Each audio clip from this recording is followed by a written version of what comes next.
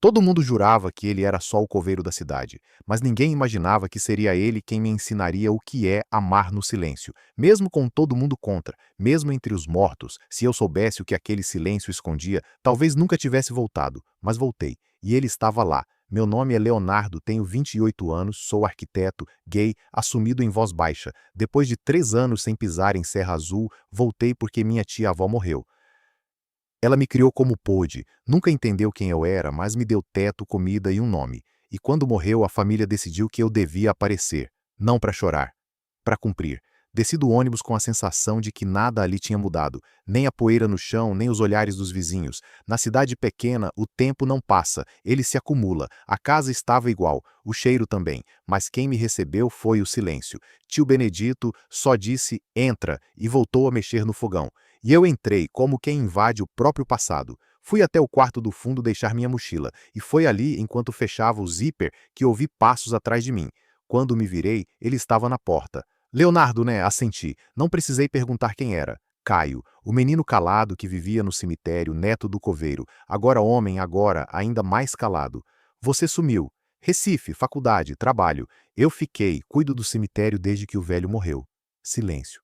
Qualquer coisa, tô no quarto ao lado. E saiu, sem cerimônia, mas ficou. O olhar dele grudou em mim como poeira fina, nem pesado, nem leve. Presente. O velório seria à tarde, na capela velha do cemitério. A cidade inteira começou a aparecer. Gente que eu nem lembrava o nome, gente que fingia pesar, gente que perguntava se eu ainda morava com aquele negócio de arquitetura. Um primo perguntou se eu já tinha arrumado mulher. Outro riu. Eu sorri por fora e morri por dentro.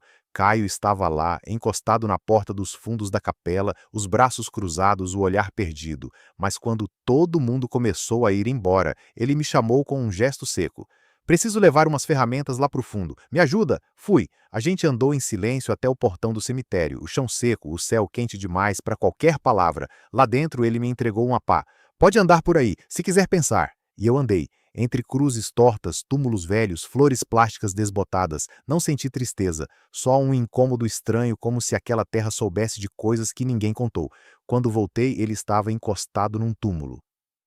Era tua tia que tocava sanfona? Era. Eu nem lembrava disso. Aqui ninguém lembra de tudo, só do que dá menos trabalho lembrar. Assenti. Ele ficou olhando para o céu sem dizer mais nada. Depois falou: amanhã tem mais coisa para fazer, se quiser ajudar. Quero. Ele me olhou, aquele olhar direto, fundo, que não pergunta nem responde, só diz: vi você. Voltamos.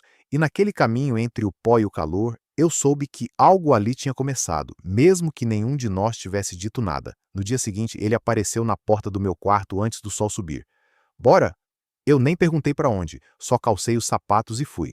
No caminho, Caio comentou que precisava limpar a parte de trás do cemitério. O calor já começava a subir da terra, mas ele andava como se nada o atingisse. A gente quase não se olhava, mas o que não era dito queimava. Trabalhamos em silêncio. Eu varria, ele cavava. Em alguns momentos, nossas mãos se encostavam por acaso, ou talvez nem tanto, e sempre que isso acontecia, eu travava por dentro, tentando fingir naturalidade. Você mudou, ele disse de repente sem me encarar. Todo mundo muda. Nem todo mundo. Continuei varrendo, mas a frase dele grudou. Quando parei para beber água, ele me ofereceu o cantil. Bebi direto. A boca dele tinha passado ali antes. E eu pensei nisso, pensei demais. Na volta, sentamos à sombra. Caio passou a mão na nuca suada e comentou: aqui ninguém fala nada, mas todo mundo olha tudo. Olhei para ele. Tão te olhando? Ele riu, curto.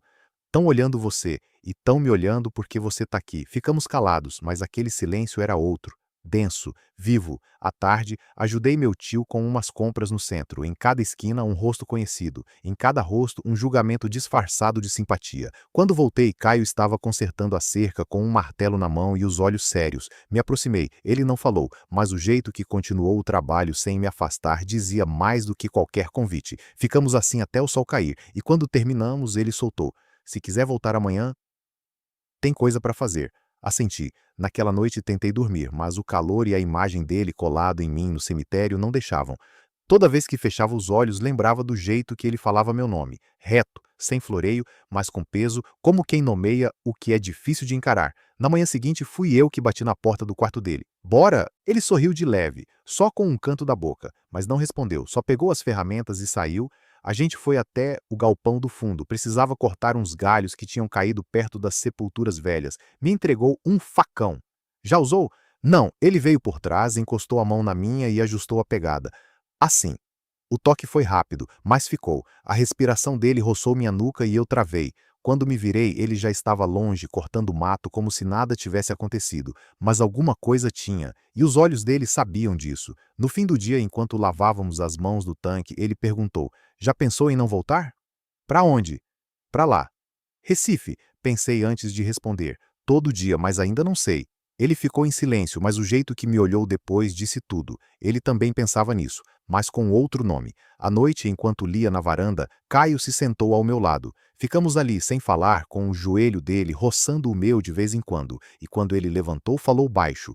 Amanhã tem coisa mais pesada. Se quiser, vem. Se não quiser, eu entendo. Olhei para ele, e naquele momento eu soube o que ele queria entender não era a ajuda, era eu. O dia seguinte começou abafado, sem vento. O calor já batia antes mesmo do sol aparecer por inteiro. Fui o primeiro a acordar. Quando cheguei na cozinha, Caio já estava lá, bebendo água em silêncio, como se a noite não tivesse existido. Mas existiu, e o silêncio dele agora era outro. Ainda quer ir? Ele perguntou. Assenti. Caminhamos até o cemitério sem trocar palavra, mas havia algo no passo dele, na forma como segurava as ferramentas que dizia que algo tinha mudado, não entre nós, mas ao redor. Hoje vou te mostrar a parte velha da capela. Precisa reorganizar uns caixões antigos. Concordei sem entender por que aquilo precisava ser feito logo hoje. Lá dentro, o cheiro era de madeira molhada e mofo esquecido. A luz entrava pelas frestas do telhado. Caio apontou uma estrutura de ferro enferrujada. Precisa desmontar isso, tá solta, pode cair. Ficamos ali por quase uma hora, desmontando, empilhando pedaços de madeira, trocando olhares curtos, suando, até que em um momento de pausa ele encostou na parede, tirou a camisa e passou um pano na testa. E então falou: Você não vai dizer nada, né? Parei. Olhei para ele. Sobre o quê? Você sabe, segundos longos, respiração presa. Você tem certeza do que está fazendo? Ele deu um sorriso seco. Não, mas tô aqui, né? Foi quando dei um passo à frente. Não foi planejado, nem calculado, só inevitável. O beijo aconteceu como se já estivesse ali, guardado no ar. E quando nossas testas se encostaram depois, o silêncio foi de alívio. Mas a paz não durou. No dia seguinte, enquanto eu saía do quarto dele ajeitando a camisa, vi Dona Cida, vizinha da esquina, passando com uma sacola. Ela me viu, não disse nada, mas o olhar falou. À tarde, minha mãe ligou. Tá tudo certo por aí? O tom dela não era de preocupação, era de aviso. Alguém falou, alguém comentou. A cidade pequena não precisa de provas, basta um cochicho. Contei para Caio naquela mesma noite. Ele ouviu calado, depois disse: Eu te avisei. A voz dele estava fria, mas o olhar era o pior. Um tipo de decepção que não tem nome. Não é culpa minha, Caio. A gente não fez nada de errado. Não precisa fazer, só existir já incomoda. A discussão não teve grito, mas teve distância e dor. Nos dias seguintes ele passou a sair mais cedo, voltar mais tarde, evitar os momentos a sós. Quando cruzávamos na cozinha, era como se nada tivesse acontecido, como se tudo tivesse voltado a ser o que nunca foi. Eu tentava agir normalmente, mas não dava. Cada silêncio entre nós agora doía. Cada gesto ignorado era um aviso, e o pior era o medo, não de ser visto, mas de ser deixado. Até que numa madrugada levantei para beber água. Ouvi passos no quintal, abri a porta devagar. Ele estava lá, sentado no batente, cigarro na mão, olhar perdido. Não consegui dormir, ele disse. Eu também não. Fiquei de pé, do lado dele, sem saber o que dizer. Se isso for acabar, ele continuou, que não seja por causa dos outros. Sentei ao lado dele, olhei para o escuro. A fumaça do cigarro subia lenta, como se carregasse tudo o que a gente não podia dizer. Eu não quero que acabe, falei. Ele também não, mas o medo ainda estava ali, no meio. Na manhã seguinte, Caio não estava em casa, nem recado, nem palavra. Só o café frio na mesa e a ausência dele pesando nos cantos. Tentei não me alarmar, mas cada minuto sem notícia virava um filme dentro da minha cabeça. As tias na sala falavam baixo, mas eu ouvia os pedaços. Comentaram lá na venda. Disseram que viram ele com o menino da cidade. Coisa esquisita. Quando entrei na cozinha, uma delas sorriu sem os olhos e ofereceu bolo como quem entrega veneno coberto de açúcar. Fiquei o dia inteiro inquieto. Saí, andei pela rua, tentei fingir que estava tudo bem. Mas Serra Azul era pequena demais para esconder qualquer coisa. Cada passo era observado, cada gesto medido. Foi só no fim da tarde que vi Caio. sentado na entrada do cemitério sobre uma lápide antiga, a cabeça baixa, os ombros curvados. Me aproximei devagar sem dizer nada. Sentei ao lado. Ele falou sem olhar para mim. Cresci ouvindo que homem não chora, que homem aguenta, que homem não sente nada que não seja raiva. Fez uma pausa longa. Mas desde que você chegou, alguma coisa aqui dentro tremeu, e eu cansei de fingir que não foi nada. Olhei para ele, as palavras me escaparam, mas algo dentro de mim soltou o peso que eu carregava desde sempre. Eu também cansei, foi só isso, e bastou. Ele encostou a cabeça no meu ombro, ficamos assim em silêncio no meio dos mortos, respirando vivos. Nos dias que seguiram, a cidade continuou olhando, alguns mais direto, outros pelas costas, mas a gente não fugia mais. Não era romance de novela, não tinha beijos públicos nem declarações, tinha cuidado, tinha olhar firme, tinha presença. Tio Benedito, numa tarde em que eu pendurava roupa no varal, me chamou. Eu nunca entendi muito essas coisas, mas vi tu chegar aqui murcho, agora tá com o olho vivo. Isso basta, não precisei responder, só agradeci com um aceno curto, e ali no quintal da casa que sempre foi mais da minha tia do que minha, senti que talvez existisse um espaço, pequeno, imperfeito, mas espaço. Na última noite antes de eu voltar para Recife, Caio sentou ao meu lado na mesma mureta onde discutimos dias antes. O céu limpo, o som dos grilos preenchendo as pausas. Se quiser voltar, a chave fica embaixo da pedra grande da entrada. Olhei para ele, o rosto tranquilo, mas os olhos diziam mais. Segurei a mão dele por um instante, sem prometer nada, mas sabendo que ali alguma coisa tinha começado. De volta à cidade grande, os dias correram. Consegui trabalho temporário, revi amigos, voltei à rotina. Mas todo fim de tarde, no mesmo horário, meu celular vibrava. Uma mensagem simples, às vezes só um: tô com saudade. Às vezes uma foto de flor crescendo entre os túmulos, às vezes só o som dos grilos no escuro, e toda vez que lia ou ouvia, era como voltar um pouco, como lembrar que, mesmo onde ninguém esperava, algo podia florescer. 6 meses se passaram. A vida seguiu como sempre segue. Voltei para Recife com mais do que trouxe. Uma paz estranha, um silêncio que não me sufocava mais e um nome que aparecia nos meus pensamentos sem precisar de motivo. Caio. Consegui um emprego temporário numa empresa de saneamento. Aluguei um apartamento pequeno perto da estação. Revi amigos. Retomei a rotina. Aos domingos, almoços com minha mãe. Tudo no mesmo ritmo de antes, mas com algo diferente por dentro. Eu não precisava mais inventar um personagem para caber nas conversas. Ninguém falava sobre minha vida afetiva, mas todos olhavam com cuidado, como se soubessem que havia algo ali que não podia mais ser empurrado para debaixo do tapete. Toda semana o celular vibrava, sempre ele, nunca com exagero, nunca com carência. Às vezes só um áudio do som dos pássaros no cemitério, às vezes a chuva chegou aqui antes de você.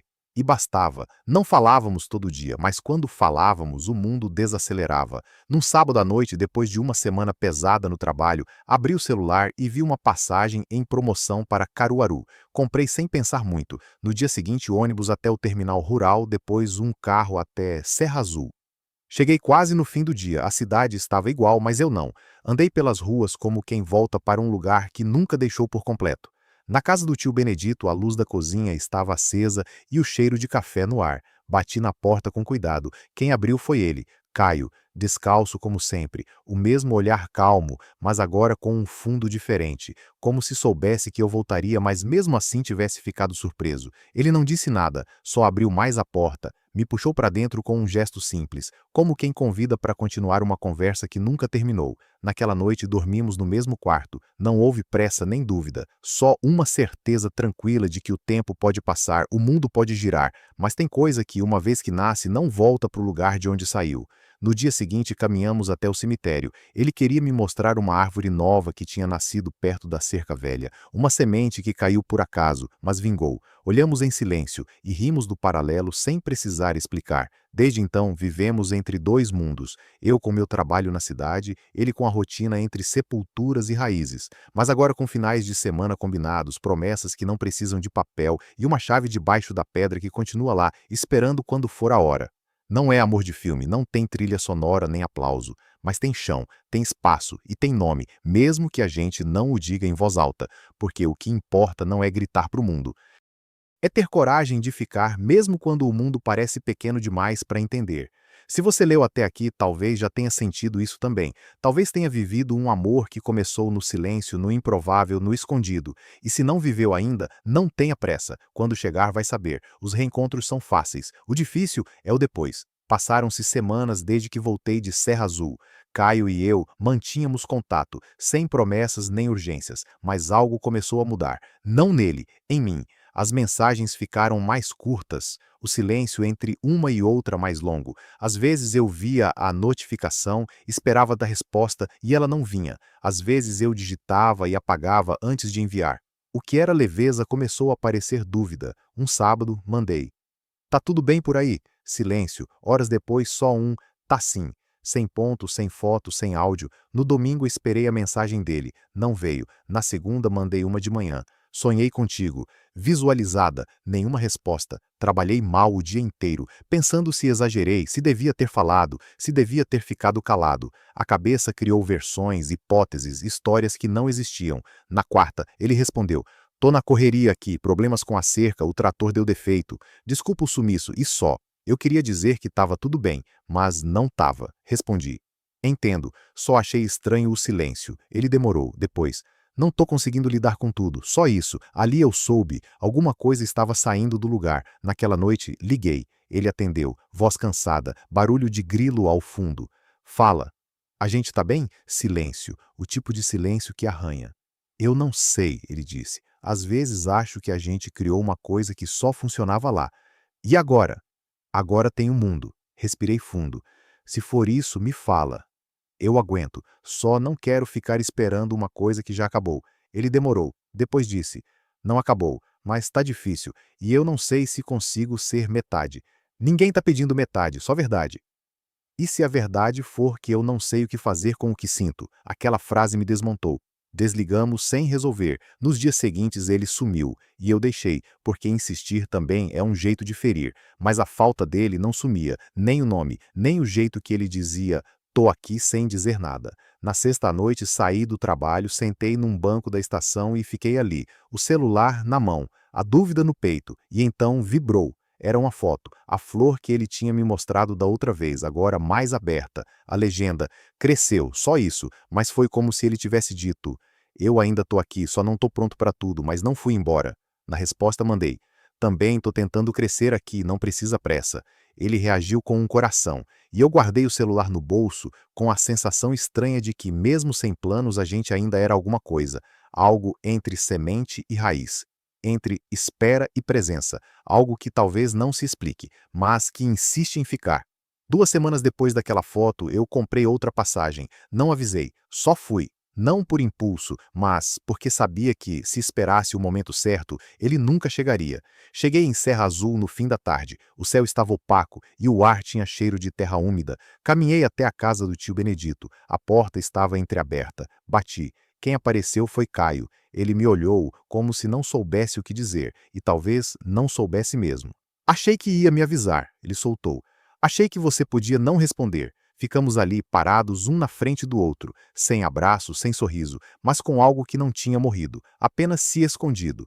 "Entra," ele disse. Sentei na cadeira de sempre. Ele se sentou em frente. O silêncio entre nós era mais tímido do que tenso. "Eu não vim para cobrar nada," falei. "Sei disso." "Também não vim para ouvir promessa." Ele assentiu.